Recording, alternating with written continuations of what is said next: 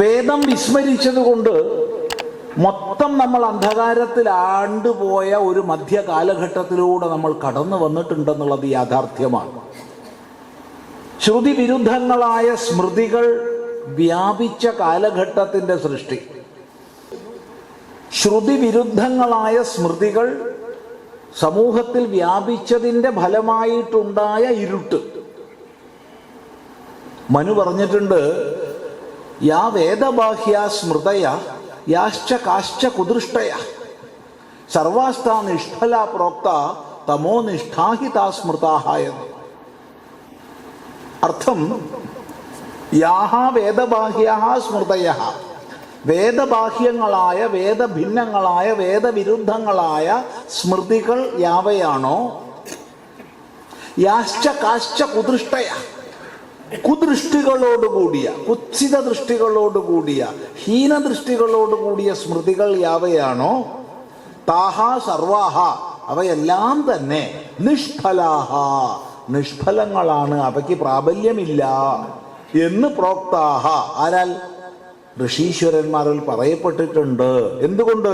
He, എന്തുകൊണ്ടെന്നാൽ തമോനിഷ്ഠ താഹ, അവ തമോനിഷ്ഠങ്ങളാണ്, ഇരുട്ടിൽ വർത്തിക്കുന്നവയാണ്.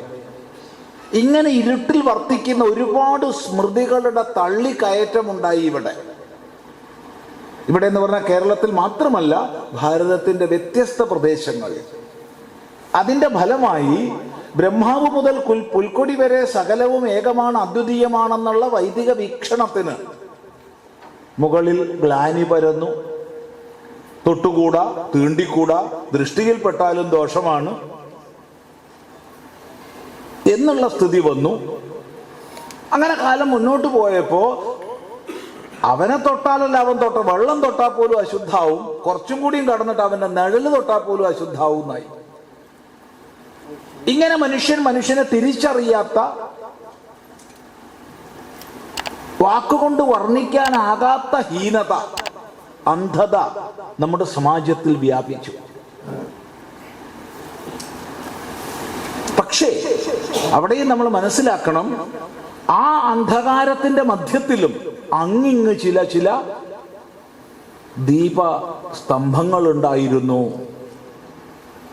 അങ്ങിങ്ങ് ചില പ്രകാശ ഗോപുരങ്ങൾ ഉണ്ടായിരുന്നു. അവര് ധർമ്മബോധത്തെയും വേദശാസ്ത്രത്തെയും സംരക്ഷിച്ച് പകർന്നു നൽകിക്കൊണ്ടേയിരുന്നു. അതുകൊണ്ട് ഇവിടം തീർത്തും അന്ധകാരം വ്യാപിച്ചില്ല. അങ്ങേയറ്റം ഹീനത അടക്കി വാണിരുന്ന കാലത്തും ഈ പ്രകാശദീപങ്ങൾ ഉണ്ടായിരുന്നു. ചെറിയൊരു ഉദാഹരണം സമീപകാലത്തിലേക്ക് നോക്കി പറയുകയാണെങ്കിൽ, ഭാരതത്തിൻ്റെ ശബ്ദത്തെ, സ്വത്വത്തെ ലോകത്തിൽ ഏറ്റവും ശക്തമായി വിളംബരം ചെയ്ത വിവേകാനന്ദ സ്വാമികൾ ഒരു ഭാഗത്ത്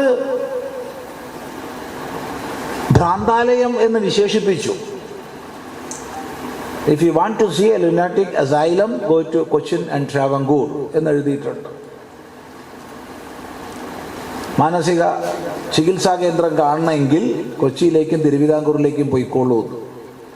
പക്ഷേ അതേ വിവേകാനന്ദ സ്വാമികൾ തൻ്റെ ജീവിതത്തിലെ അല്ലെങ്കിൽ തൻ്റെ യാത്രയിലെ വളരെ അത്ഭുതകരങ്ങളായ രണ്ട് അനുഭവങ്ങളെ വർണ്ണിച്ചിട്ടുണ്ട്. ഒന്ന്, കൊടുങ്ങല്ലൂർ ക്ഷേത്ര പരിസരത്ത് വെച്ച്, കൊടുങ്ങല്ലൂർ ക്ഷേത്രത്തിലേക്ക് സ്വാമിജിക്ക് അനുവാദം കിട്ടിയിരുന്നില്ല.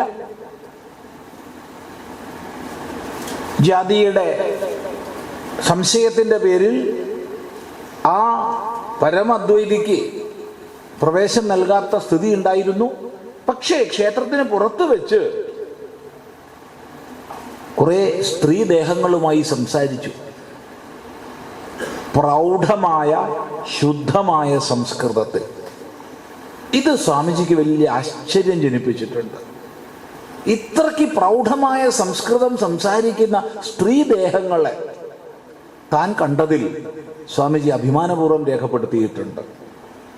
മറ്റൊന്ന്, കുറച്ചും കൂടി തെക്കോട്ട് വന്ന് എറണാകുളത്ത് വെച്ചിട്ടാണ് ചട്ടമ്പിസ്വാമി തിരുവടികളുമായി സമാഗമമുണ്ടായത്. ആ സമാഗമത്തിലാണ് ദീർഘമായി, ഒരു ദിവസം എന്ന് പറഞ്ഞാൽ പോരാ, ദിനരാത്രങ്ങൾ എന്ന് പറയണം, ആ മഹാനുഭാവന്മാര് ആശയങ്ങളെ കൈമാറിയത്. ജ്ഞാനമുദ്രയുടെ സൂക്ഷ്മ അർത്ഥം ചർച്ച ചെയ്തത്. ഇതെന്തിനു പറഞ്ഞു എന്ന് ചോദിച്ചാൽ, ഒരു കാലത്ത് ഭ്രാന്താലയ സദൃശമായ അവസ്ഥ നിലനിന്നപ്പോഴും ഇവിടെ പ്രകാശഗോപുരങ്ങൾ ഉണ്ടായിരുന്നു. ആ പ്രകാശഗോപുരങ്ങൾ നമുക്ക് പകർന്നു നൽകിയ വേദജ്ഞാനത്തെ, അതിൻ്റെ അടിസ്ഥാനത്തിലുള്ള സാമൂഹിക വീക്ഷണത്തെ, ആ സാമൂഹിക വീക്ഷണത്തിൻ്റെ അടിസ്ഥാനത്തിലുള്ള ആചരണങ്ങളെ സമാജത്തിൽ പ്രസരിപ്പിക്കുക എന്നുള്ളതാണ് നമ്മുടെ മുമ്പിൽ ഇന്നും ശേഷിക്കുന്ന കർത്തവ്യം.